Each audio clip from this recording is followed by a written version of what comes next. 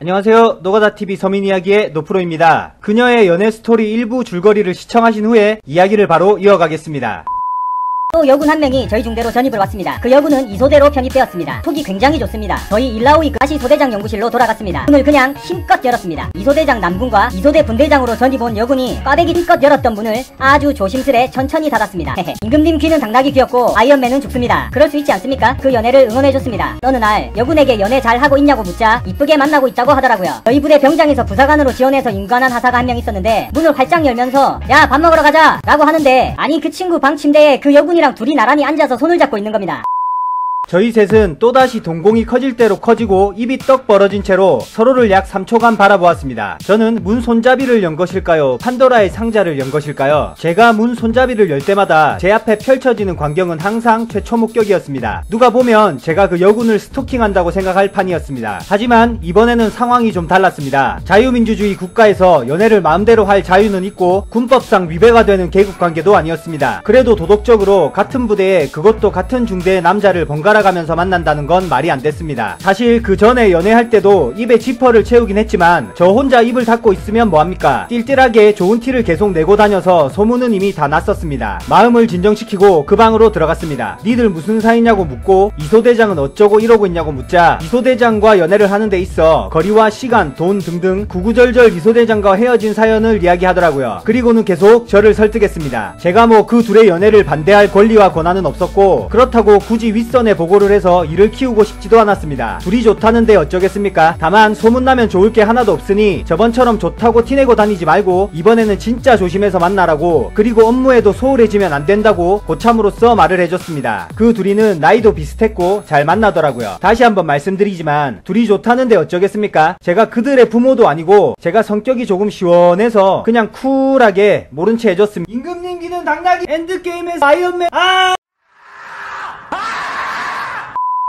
그렇게 또 몇 개월이 지났습니다. 저는 군번이 풀려서 빠르게 소대장으로 임명이 되었고 제 밑으로 남군 하사 한 명이 분대장으로 들어왔습니다. 성격도 너무 잘 맞는 후배라서 그 친구랑은 정말 잘 지냈었습니다. 그런데 어느 날 늦은 저녁에 그 여군이랑 연애를 하고 있는 줄 알았던 병출 하사에게 전화가 걸려왔습니다. 전화를 받자마자 술 안 먹어 임마 잘 거야 라고 대답했지만 이 친구의 목소리가 심상치 않았습니다. 소대장님 저 오늘 사고 칠 것 같습니다 라고 떨리는 목소리로 말을 했습니다. 일단 최대한 진정을 시키고 한참을 달랜 다음에 자초지정을 들어보니까 그 여군이 새로 전입 온 제 밑에 분대장 하사랑 바람을 피운다고 하더라고요.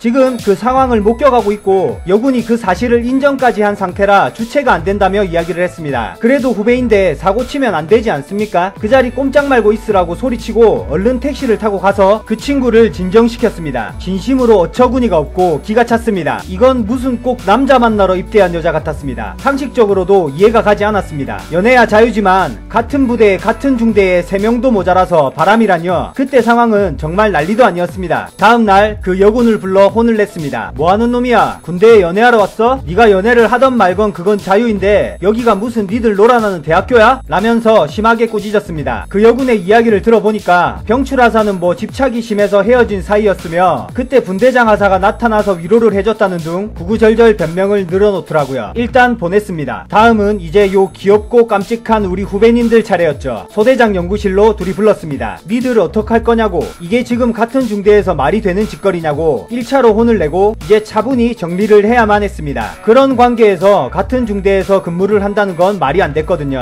분대장 하사는 계속 죄송하다는 소리를 했고 병출 하사는 깔끔히 포기하겠다는 이야기를 했습니다. 제가 무슨 사랑의 큐피트도 아니고 지식의 솔로몬도 아닙니다. 정말 난감하고 기가 찼지만 중대 투고 간부로서 정리는 해줘야 했기 때문에 어쩔 수 없이 앞으로 이 일에 대해서 언급이 되는 순간 모든 과정을 윗선에 보고하고 니들 군생활을 내가 어떻게든 막아서겠다 이야기를 했습니다. 또 그날 저녁 소주를 한잔하면서 최종 상황 정리를 끝냈습니다. 저는 솔직히 그 이유가 제일 어이가 없었습니다. 정말 셋이 잘 지내더라고요. 제 성격상 절대 이해가 가진 않았지만 서로 싸우며 살얼음판을 걷는 것보다는 나으니까 다행이라고 생각했습니다. 윗선에 보고를 한다는 말을 해서 그랬던 걸까요? 사랑보다 군복무의 욕심이 더 컸었던 것인지 무튼 잘 지냈습니다. 분대장 하사와 그 여군은 제가 전역을 하는 날까지 2년가량을 헤어지지 않고 잘 만났습니다. 그게 해피엔딩으로 끝나길 바라면서 전역을 했었는데 전역을 한 후에 들은 이야기로는 분대장 하사와 헤어지고 또 새로운 하사와 연애를 하다가 결국은 다른 부대 사람이랑 연애 후에 결혼했다고 하더라고요.